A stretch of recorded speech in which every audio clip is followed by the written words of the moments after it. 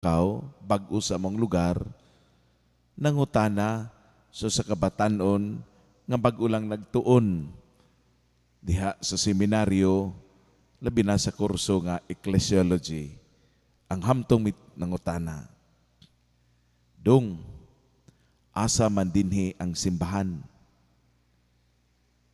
ang batanon mitubag, unsa may imong but ipasabot nga simbahan, Kuriakos or Iglesia. Milakaw ang tiguang ug naglibog na hinuon. Asa man ang simbahan? Where is the church? What do you mean by church? You mean Kuriakos or Iglesia? Those are two Greek terms referring to church. Niini nga mao nga dedication of the church sa Basilica de Litran way back 1,700 years ago. Kay gitukod kining simbahan o na-dedicate kining simbahan in the year 324. Karon 2024. Imagine, for 1,700 years until today, we have the same church, Basilica de Litran. Wala pa ang ato ang gitawag nga Basilica of St. Peter nga may makita, ma-televise, may makita sa gitawag nato nga sa social media. Ana-ana ang Basilica de Litran, the Church of Litran.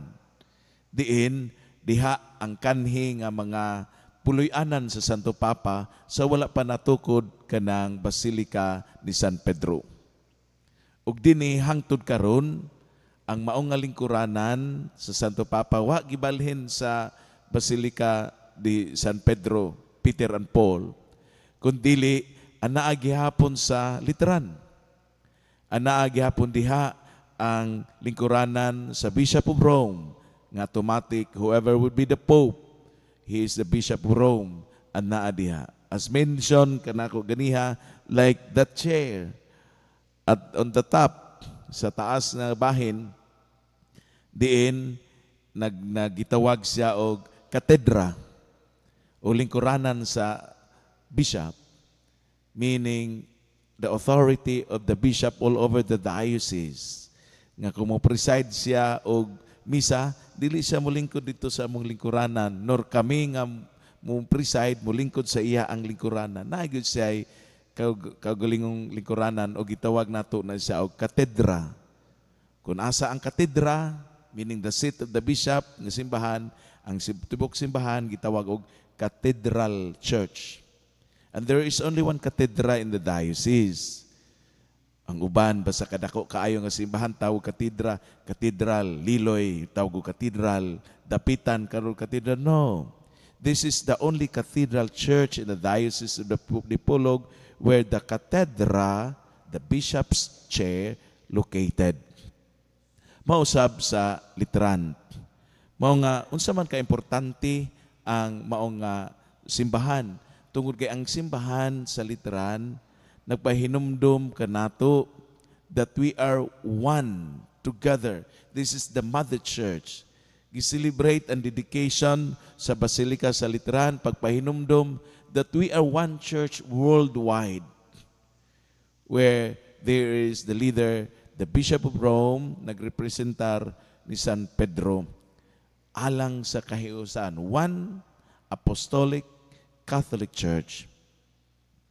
Ang ato ebanghelyo karon nagahisgot ni ining mao nga pagka pahigugmao ni Jesus sa iyang simbahan, sa templo. Iyang gilimbuwad ang mao nga mga negosyo diha kilid sa templo. Nahimo na katungan negosyo tungod kay doon naman sila yearly nga celebration kanang Passover feast, pagsaylo. Usahay, dili man guni emphasize, mahimong pasaylo, forgiveness. No, it's pagsaylo, passing over. Yearly, ilang gisaulog ka na, kadtong adlaw nga ang anghel sa kamatayon misaylo sa mga balay-balay dito sa Ehipto sa mga Hudiyo.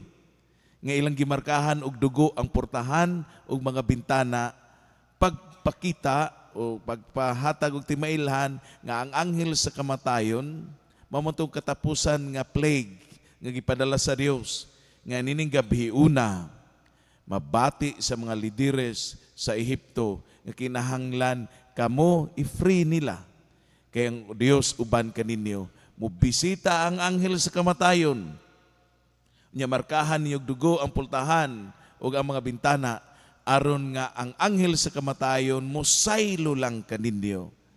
Ug mao tong higayuna nga ang mga Ehiptohanon, tanan nga mga kamagulangan, anak ug mga mananap nangamatay, apan ang mga Israelita walay nahitabo kanila. Ug mao kana nga gipalakaw sila sa Ehipto ug gihandom nila na kanunay kada tuig, gitawag nila Passover feast. May Passover ang angel of death kanila, ang buti pa sabot uban kanila ang Dios. Mao na nga niini yearly maghalad sila og halad nga sinunog kay mao ilang pamaagi sa paghalad. Mao nga duna na dayoy mga magbaligya nga mga mananap kay lagi ang ihalad mauman ang kanang walay bikil. Kung ako nga taga Sambuanga nga Hudiyo, maguyod pa kog baka paingon sa dipulo kay diri ang templo, maniwang mapiang dili na dawaton sa pari. Kinahanglan tambok ang maong walay bikil. Busa dunay na maligya diha og baka ready nga ihalad sa templo. Tungod kay ang mga Hudiyo na diaspora na may mga lain-laing mga currency ilang kwarta, lain-lain man ang currency sa mga naso diin sila gikan, mao na nga di man sila kapalit sa mananap nga ihalad kun dili nila i-change ang ilang kwarta mo nang duna sila kaning gitawag nato mangingilis og kwarta sa templo ug mo ni gilimbuwad ni Jesus. Try to imagine nga ang templo nga hilom kaayo nahimo karong banha tungod kay busy ang mga tao sa gawas sa ilaang nga mao nga pagpailis og kwarta, pagpili sa mga mananap aron lang ihalad sa templo. Og kini nasuko kayo si Jesus. Tungod kay ang iya ang balay sa amahan nahimo namang mura og merkado. Now, unsa kaha ang templo nga karon gusto natong pamalandugan? Kyriakos Ecclesia. The Greek term Kyriakos referring to the building.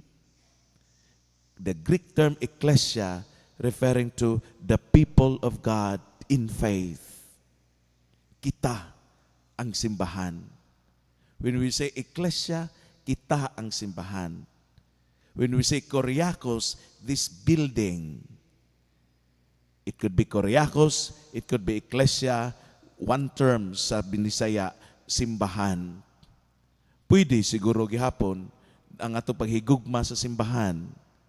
Mao kay kini mo the house of worship where we gather together, rich and poor, old and young, sickly and healthy. We find rest, we find peace inside the house of God, Kyriakos. Mao nga naningkamot kita nga mapaanindot ang maong simbahan. But the other term, Ecclesia, we are the church, the temple of God. Nga angay tan-aw nato, we have to love ourselves. Limpyuhan ang atong kaugalingon. Niini nga mao nga lawas, ingon niya, destroy this church, and I will build this church in 3 days, referring to his body.